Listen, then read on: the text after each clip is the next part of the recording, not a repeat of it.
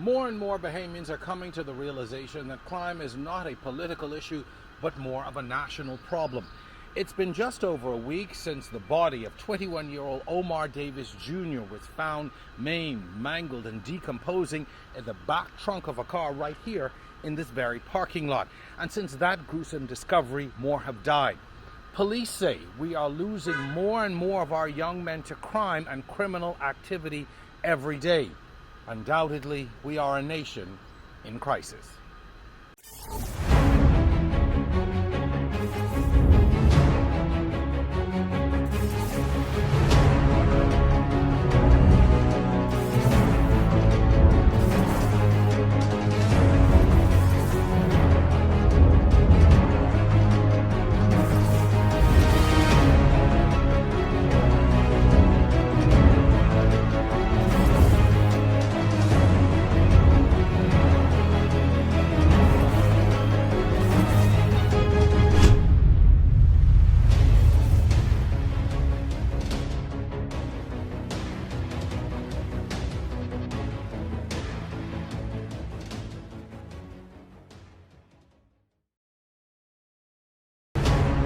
So the project really pays itself back. Correct. They set up At the conference,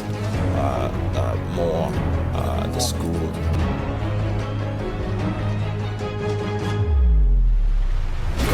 As a journalist, I always have to focus on the facts, and sometimes that means going to investigate for myself. On the Record, Thursdays at 8 p.m. right here on RTV.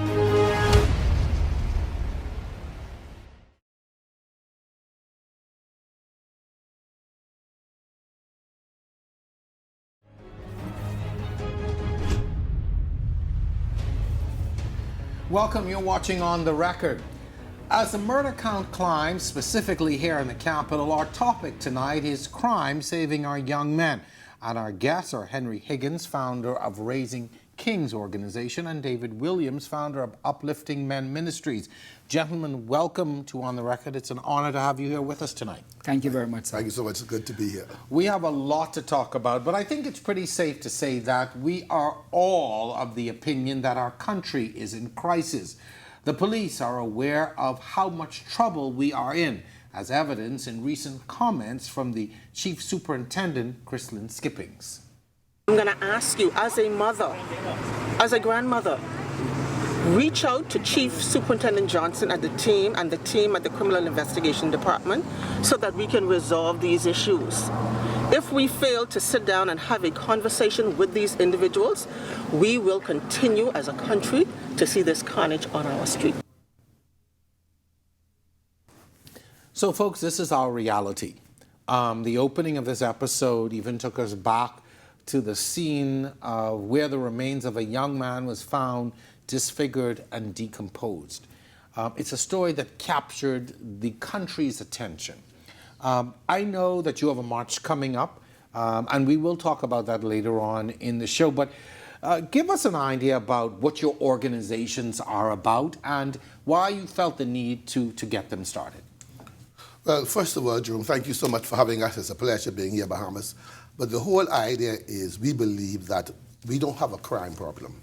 I believe that we have a spiritual problem, we have a social problem. And so those of us who are called by God to bring change and shift our nation are not called just to be the church. We are not a people who are called just to be inside a building. We're called to reach out to the community and reach out where there's a need, as Jesus did.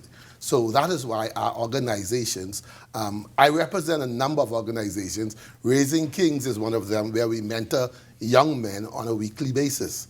And we also organize marches through the communities. So every week we are in a different community sharing the message of peace and the message of the gospel. I'm always intrigued by the mentoring part. So tell me a little bit about how that works in these communities. And specifically when you're coming in as a faith-based organization. I ask that because a lot of the young people and men are opposed to anything to do with church, Christ. The minute they hear religion, I see them almost their backs go up. But how do you mentor them and taking the word of God at the same time? Well, my theme in life is exposing God's glory through your gift. Right. That's my theme in life. So we go into communities, we find young men who are endowed with great gifts, talents, and abilities, but are going nowhere with them. And we take these young men and we bring them into a setting where we can encourage them to use their gifts for the honor and glory of God, one. Two, to use their gift so that it can bring wealth to them, because the Bible says your gift should make room for you and bring you before great men. So it's about you actually having them use their gifts to move forward in life and to become better persons. Mr. Williams, I know that your organization has been around for a while, so tell us about the work that you do. For me, as you see, I have on a logo ASI, which is Adventist Service and Layman Industry. It's a member of the Advent community, right? Where I got all of my training from. And my passion is men's ministry. Uplifting Men was launched in 2011, actually in Kenya. I had an opportunity to go to Kenya, Africa. I went to see Pastor Miles Monroe. He gave me some information, and I launched this program focusing on men, uplifting men. You talked about the spiritual aspect of it. The spiritual aspect of it is that we, myself, Pastor Higgins, and these other organizations, I'm a part of Prison Fellowship, the Brotherhood with Dr.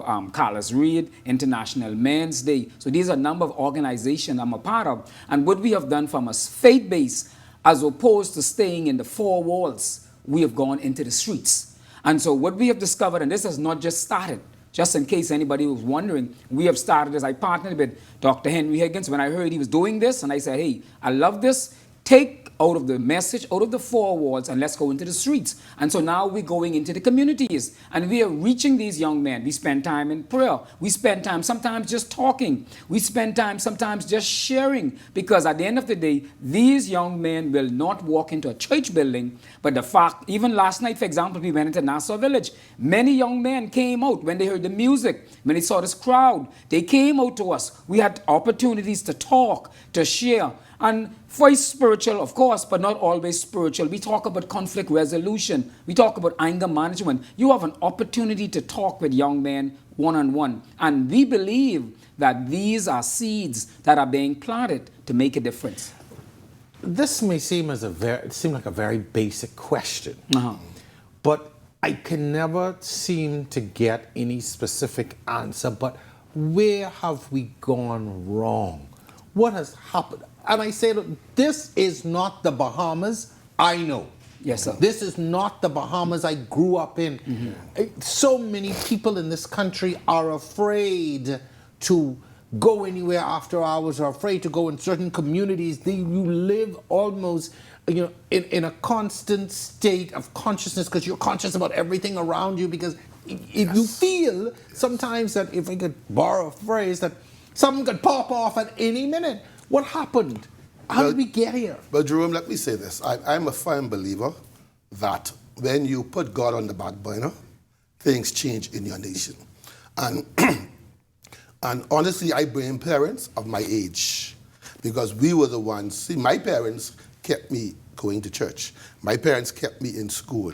My parents taught me this. And I come from a single parent home. So I don't take the story that because you come from a single parent home, you will turn out wrong. I take the fact that it's what whoever the parent is at home, what the parent does for that child. And so I know nights my mother went to bed hungry so I could eat, or so I could have my school supplies for school. She made that sacrifice. Parents of my age, when we became parents, we felt like the things we couldn't get, it was important to make sure our children get everything they want instead of what they need. And so for me, I believe that those of us who are parents have taken our children down the wrong turn.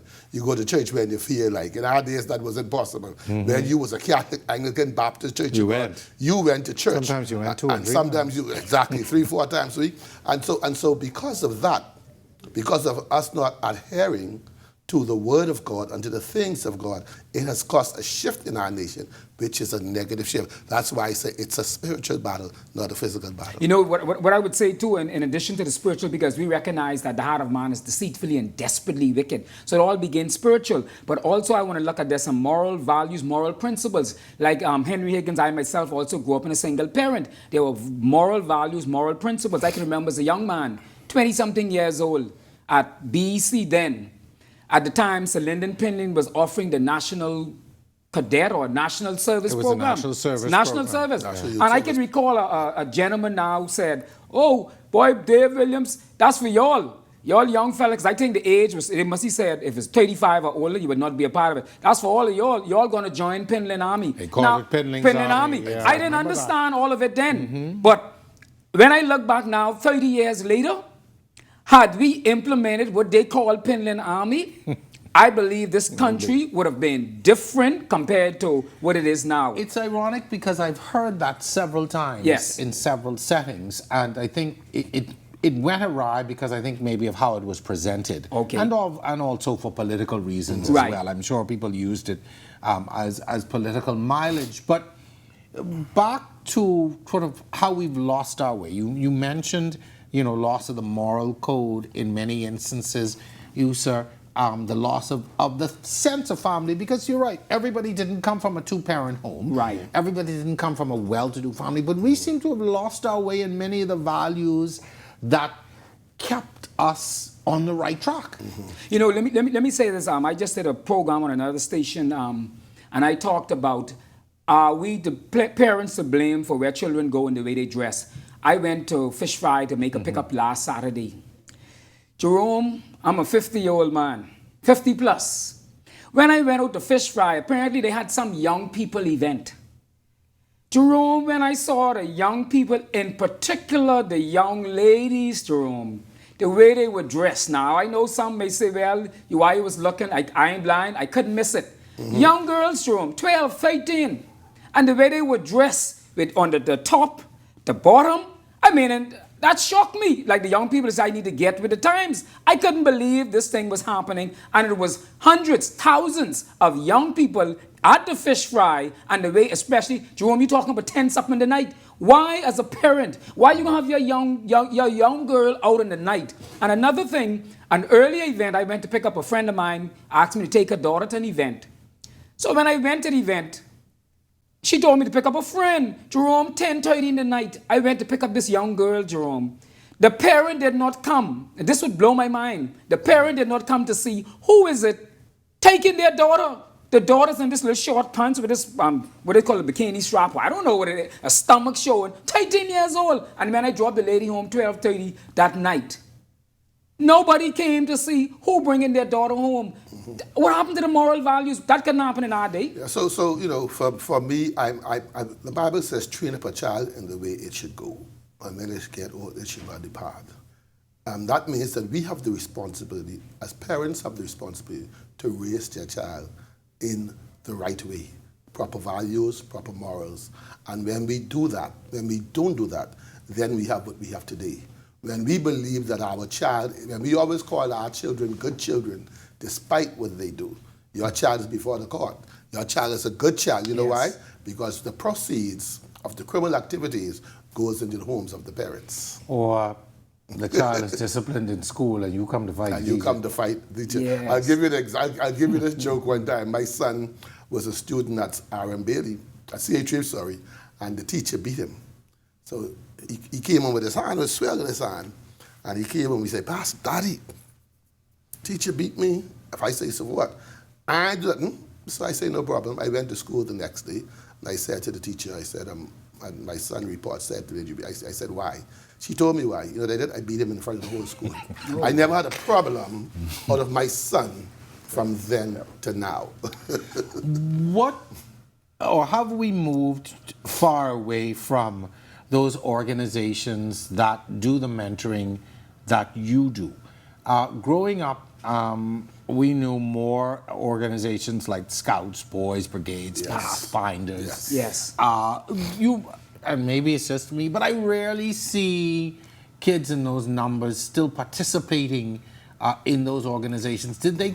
How much of a role did they play in helping to shape our people? I was a member.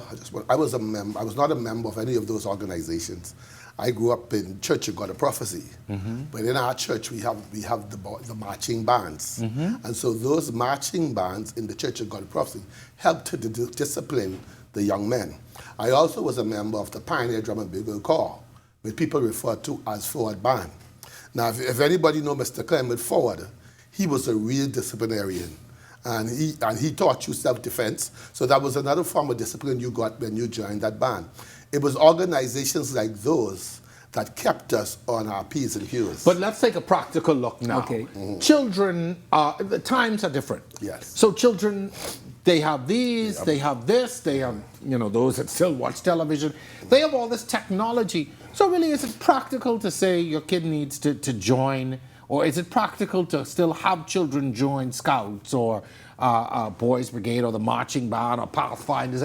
Is that still a reality for parents today? Yeah, Jerome, yes, I have to say so, and I have to put in a plug for my organization, as you know, the Adventist Church and this ASI, but I have one because, as a matter of fact, we have an Ended Now Violence March Saturday coming. Right, Which, we'll talk right. about that. So, as for us, as Pathfinders, that is instilled in us. That's a discipline. And even if you look at it, the National Youth March for the last, so many years, the Pathfinders, as you know, were always the biggest on that group. But how do you get children away from a laptop or away from a phone or those things that keep them, social media and all these things that keep them engaged? How do you now get them away from these things and into an organization? I also believe that some of our organizers, we have to upgrade ourselves. Aha. We have to find a way to use the tools that the children use.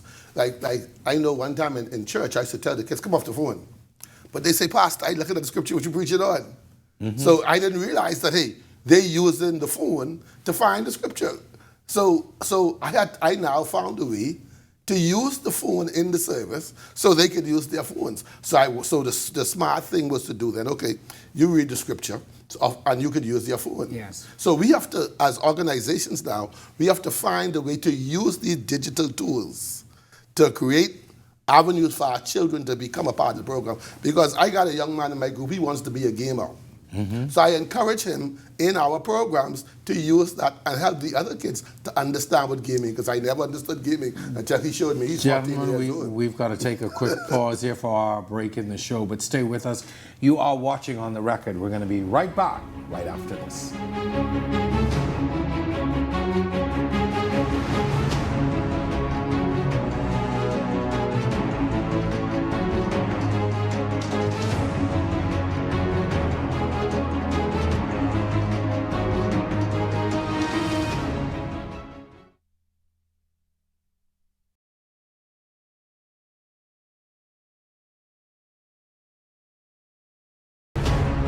So the project really pays itself back. Correct. They set up At the conference, the school.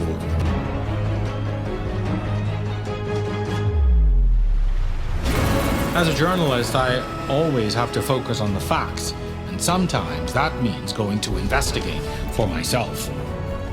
On the Record, Thursdays at 8 p.m. right here on RTV.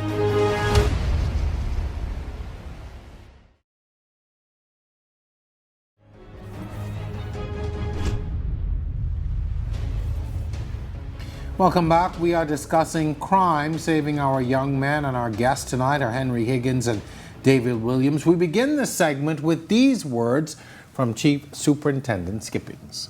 We're concerned with even one death. One death is too many for us as a country. And that's why you hear me constantly make that plea for parents to turn your children in, bring them in, let us resolve these issues. Too many males are being slaughtered on our streets.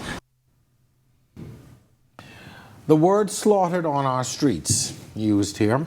Some might find those words a bit brutal or harsh, but that's a reality that we find ourselves in at this moment. Looking at the overall picture, do you think that this slaughter that the Chief Superintendent speaks about can be avoided? Yes, I believe it can be avoided. I believe that we have a grand opportunity now to slow down our murder rate in our country. What we need is all hands on deck. You see, we cannot depend on the police alone. We cannot depend on the church alone. We cannot even depend on the parents alone. We have to become a village. We have to become a community where all of us have to stop being numb to what's happening in our country with the murder and bring all of our resources to bear to help this country. So for example, we have 7 or 8 organizations who have come together.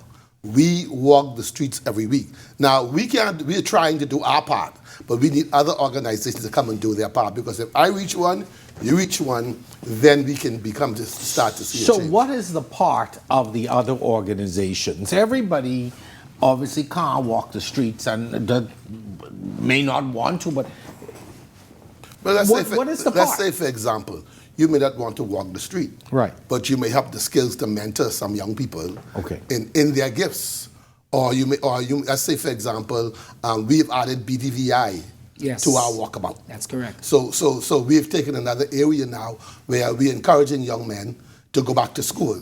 That's one of the things when we met with the Prime Minister from International Men's Day. The Prime Minister said to us, he is perturbed with so many of our young men who have not gone back to school.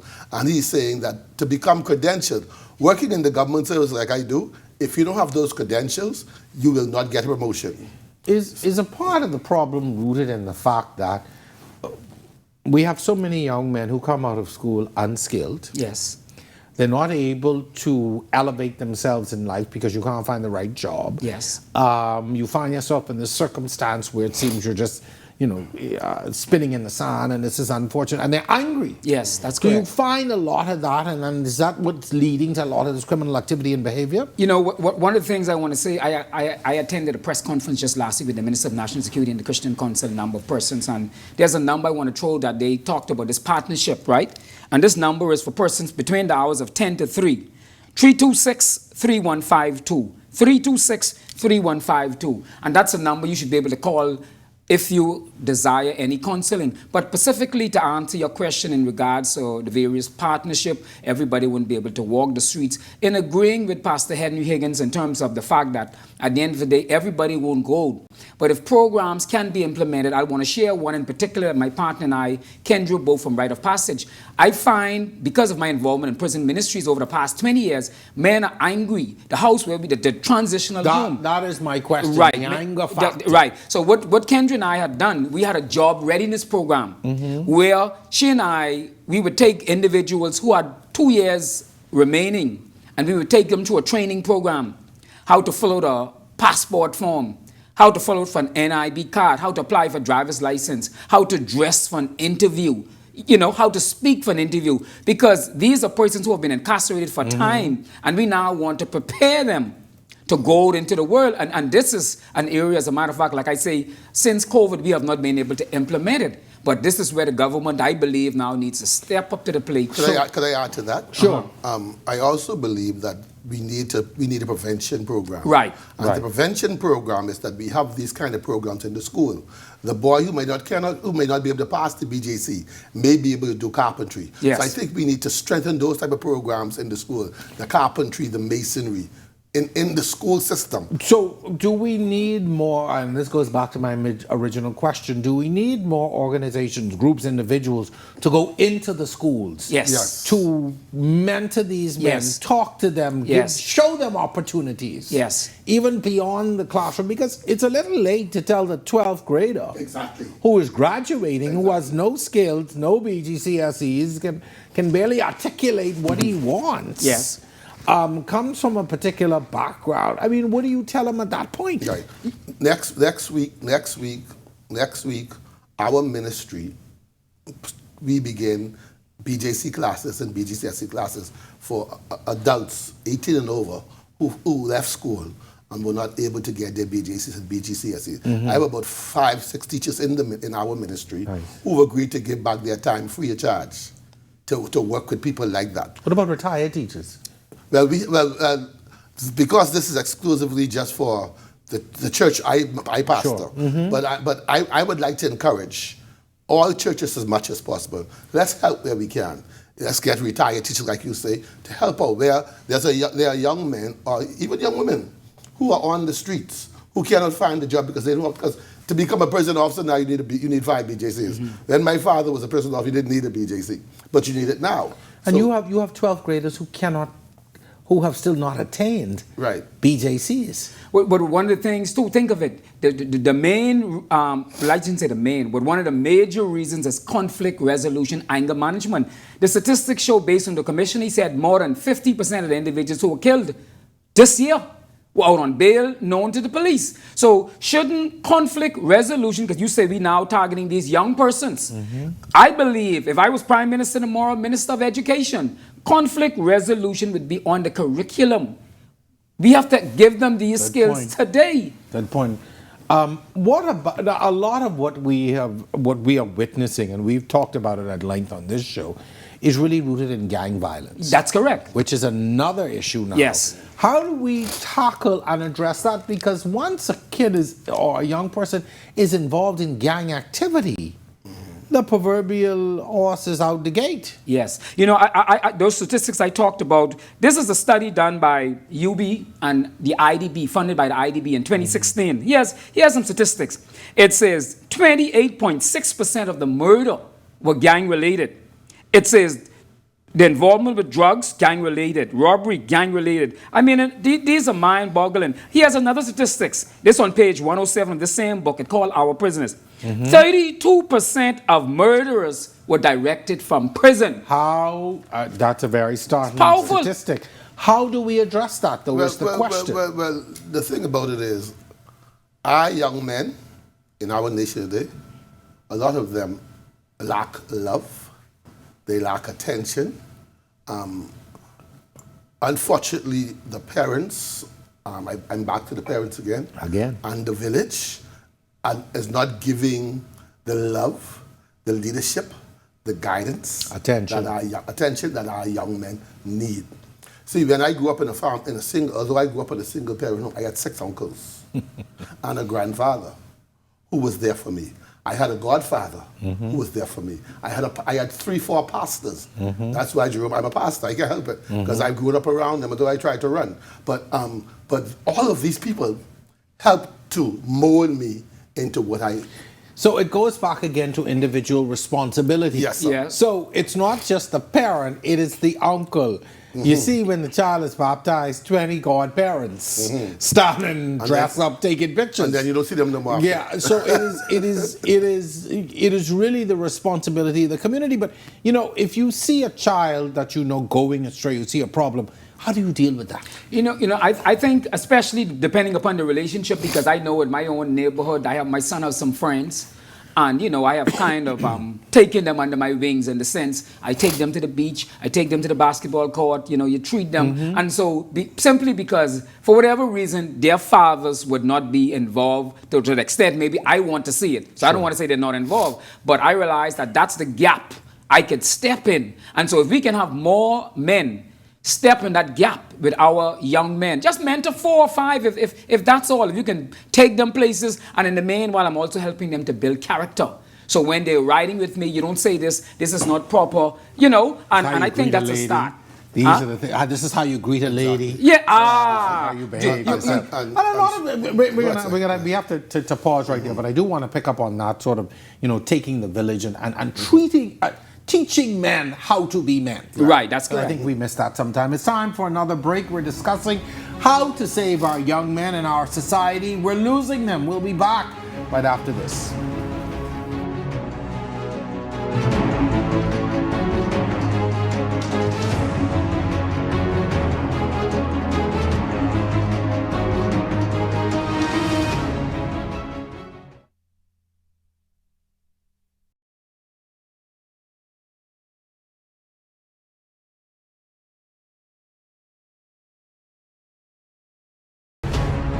So the project really pays itself back. Correct. They set up At the conference, the school.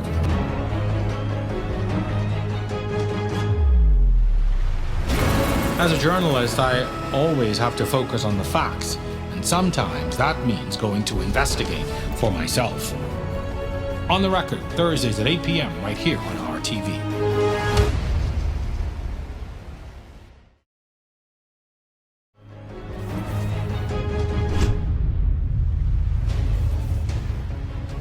Welcome back to On the Record. Our guests tonight, Henry Higgins and David Williams, both men have founded programs geared towards saving inner city youth, and I would say our men in general. We will also get this segment started with reflections on our crime situation. If we can only work together as individuals, as a country, put aside our differences, we can resolve this issue. But you've got to be able to trust and work with your law enforcement agency. We're here to help you. We feel it just the same way as the parents who lose their children. I have a son. I have daughters. We all have to do our part in this fight against crime. It's not going to stop unless we actively participate. We all have to do our part. And I think, Zagans, you brought it up at one point. We sometimes look at it as the responsibility of the police or the church or the parents. But we all have a responsibility. But does that responsibility also include speaking out publicly or privately in groups when we see things happening like gender-based violence, like abuse, like these things that we almost see as cultural? Yes. Do we have a responsibility to speak and to call it out?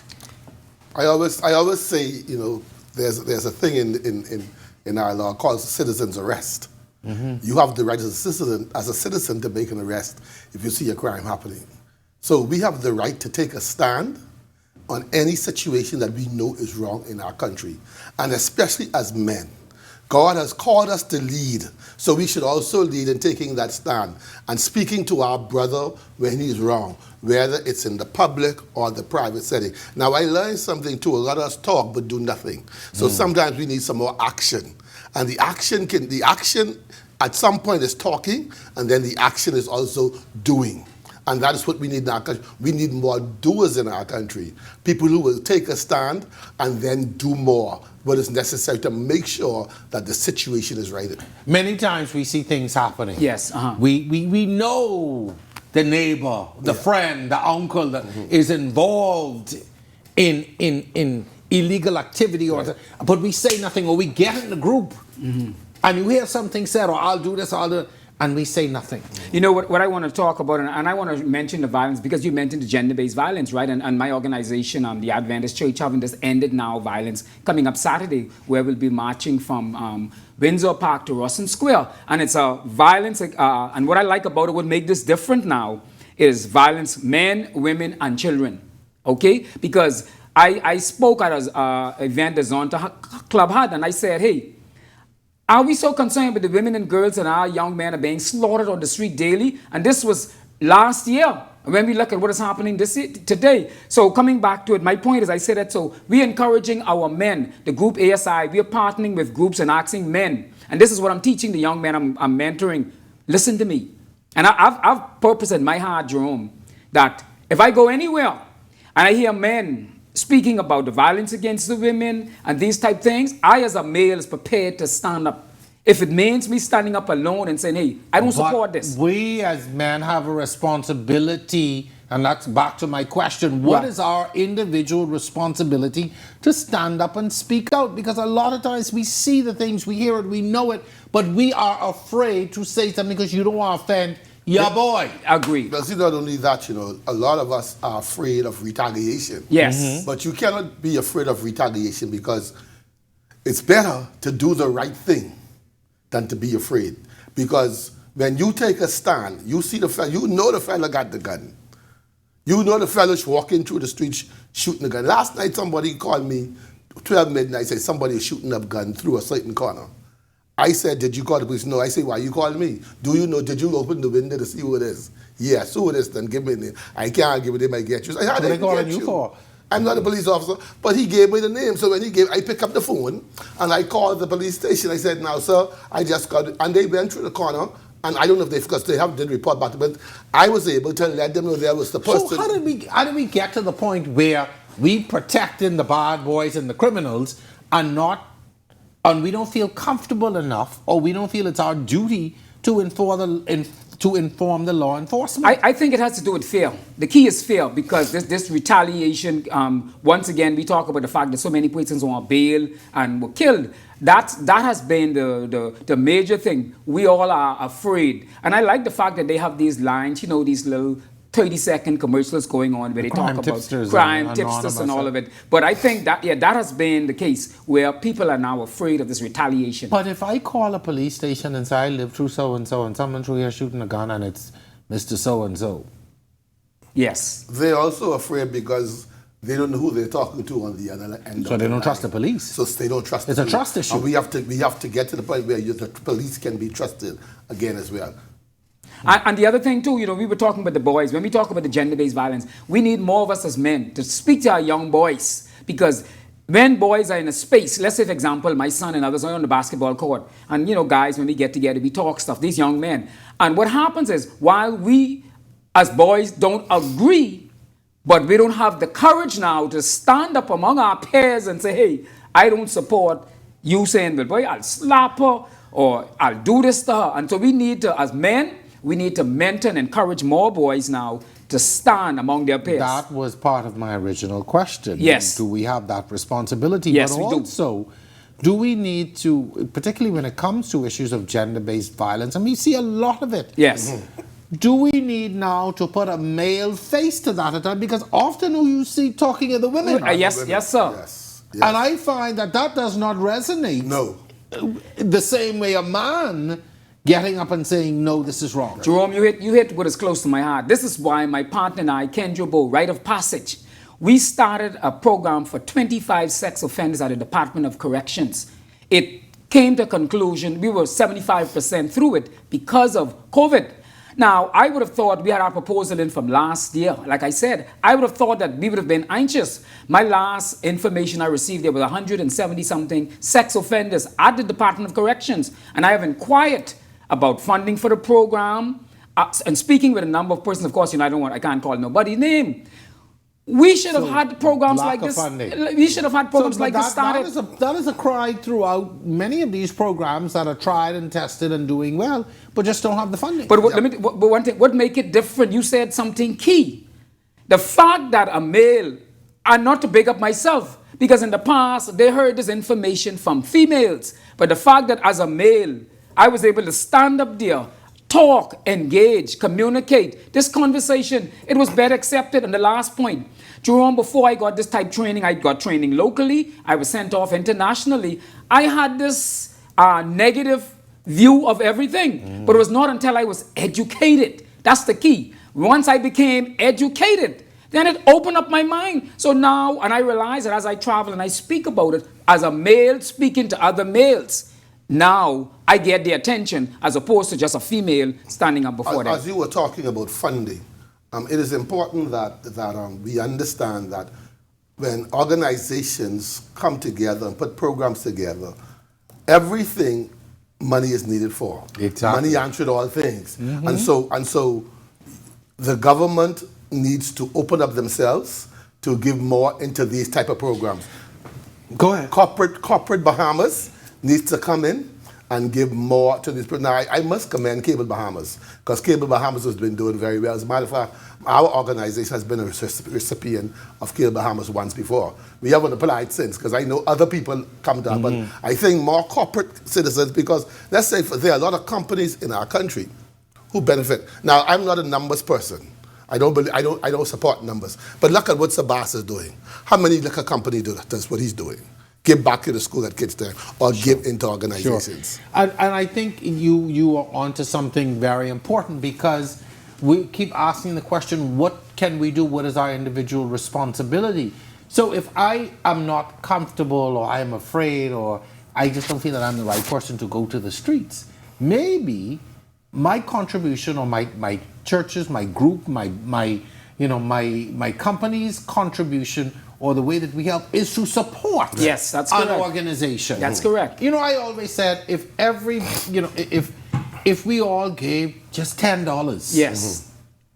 just $10 to an organization that's helping to mentor, what a huge difference that would make. That's good. Because when I look at it, a number of organizations that I'm a part of, and persons may say, I talked about funding. Prison Fellowship, for example, I've been involved in that for 20 years, and we've been doing things in the prison. The Brotherhood, right? We're uplifting men's ministry and numerous, But the point is, with the necessary funding, things can happen. And I go back to the gender-based violence again, because Jerome, I sat there all this year and I listened to all this talk about gender-based violence, sexual violence prevention, physical violence against the women and girls. And I'm like, but here I am crying out, giving of my time. Prepared. Why can't we get the funding to address the persons directly who are even incarcerated. So that at the end of the day, plus we have a transitional home, so that there can be ongoing programs, so that at the end of the day, while these persons are in jail, they could be rehabilitated, we could be engaging them. I reached out to Dr. Sean Knowles from Emmanuel Mental Health Center, looking at a partnership so he could do the mental evaluation. Why aren't these programs going on? Well, that's a question we certainly can't answer at this level. Right. But it certainly is something that needs to be addressed. Yes. I want to shift focus just a little bit, though, and talk a little bit about the root of the problem. This problem seems to have many different roots embedded throughout the society. But one of the things that seems to be permeating is the fact that some of our fellas seem to think that we're in the wild, wild west. Yes. That they have, when you hear of an instance where somebody opens fire at a baby shower. Yes, yes. It tells me that these folks have no remorse. That's correct. They don't care what they don't care what the repercussions are. Right. Or it would appear that way. Again, how have we gotten to this state where you don't fear the police, because you're shooting at the police in some instances, you don't seem to fear incarceration, or is it, that this gun gang culture is so embedded that they don't think about the consequences? Well, let me say this. I think for me personally, I don't see the repercussion. I don't see going to jail as a major punishment. It's not a deterrent. Exactly. Because if a young guy says, he said, I'll go to jail for you, man. I'll take 2 years. He said, I've heard it. Because we're in a point where our laws are outdated. We need to well, let me put it. I'm a supporter of capital punishment. I'm not a supporter of hanging, but I'm a supporter of capital punishment. And so when a young man understands that he can murder, and in 3 years he'll be out of jail because his case ain't coming before the court, in 3 years he'll be out. There was a time when there was no bail for murder. Bam. But now, if your case doesn't get before court a certain time, then you're out on the streets. Now, the problem here is once you come on the streets now, you become a target. Yes. So that's why our murder rate is up so high. Yes. Because the target now has become the guys out on bail. Whether you're guilty or not, the vigilantes have deemed you guilty. And so our problem now is how do we curtail that? I believe we have to go back to capital punishment. One, of course, I know I will get a lot of knocking on that because a lot of people don't believe in it, but I believe that we should go to the lethal injection. Okay? And I also believe that it is important for us to bring down the persons who are doing the proliferation of guns in our country. And I believe that there are a lot of people who know who they are and they need. Because I know one time the police, when I was on Windsor Lane, a guy was driving through the street selling guns out of a freezer in the back of the car. And the minute I saw him, I called the police. And by the time he got around the corner, they caught him. But by the time they sent me threats, their threats came me because they know it was me. And I said, well, tell them come for me because I got the word of God on my side. Okay? But that is what's happening in our country. There are people who are proliferating our streets with guns, and that needs to stop, and we need to cut it off from the head. You know, for me, the most disciplined persons in my experience in the world are persons incarcerated. Now, one may say, what you mean by that? Because they are the most disciplined persons. Because you're told what to eat, where to go. You see what I'm saying? So people, they make that statement. But when you get there in jail, it ain't as easy as you think it is. Jerome, there are persons who tell you, I's your ride or die. But when you get up there, it is people like me you asking, hey Dave, put something on the gate. Yeah, but then a lot of these folks, they come out and they go right back in. I agree. So clearly, Yeah. You know, let me. that's another that's another issue for another Okay, time. right. Yeah, that's a whole other show. We've got to take our final break here and return with more on saving our young men. Stay tuned.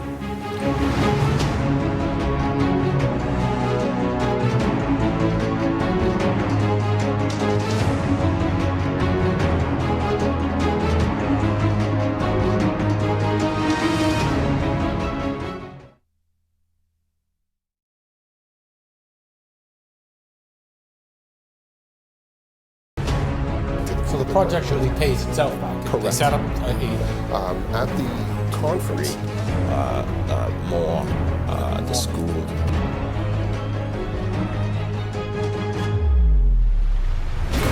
As a journalist, I always have to focus on the facts, and sometimes that means going to investigate for myself.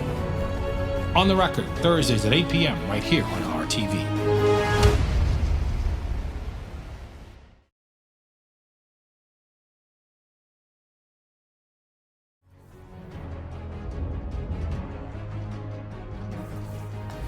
You're watching On the Record. This is our final segment in tonight's show.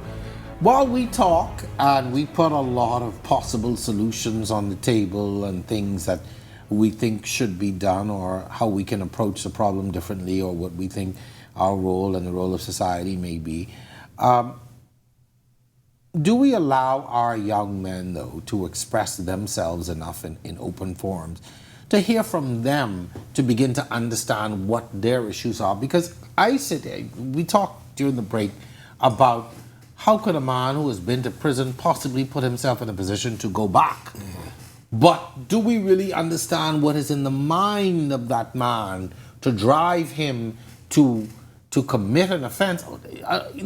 Having never been to prison, I know enough to know that ain't a place I ever want to go. Yes. But do we do enough to get into the minds and the thinking and the psyche of our young men to determine what is driving them to do the things that are driving them, despite the repercussions? Well, Jerome, I think that's a very good question, and I think we don't do enough.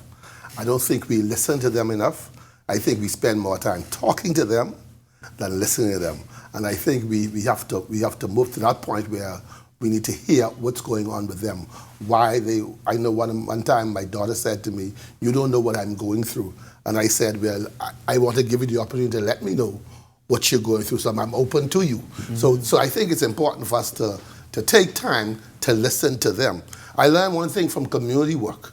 It's always good to know what the community wants before you go and give them what you think they want. And I think it's the same thing for young people. You need to hear from them, hear what is going on in their mind. Because I believe in able to change someone's mindset, you got to know what's in the mind first. Mm-hmm. And so I think that's important. I think that's a good point that you raised. And I think all of us organizations should garner that and move towards it where we take time to listen to our young men, even open forum. So at our ministry, we've just started the Manhood Circle.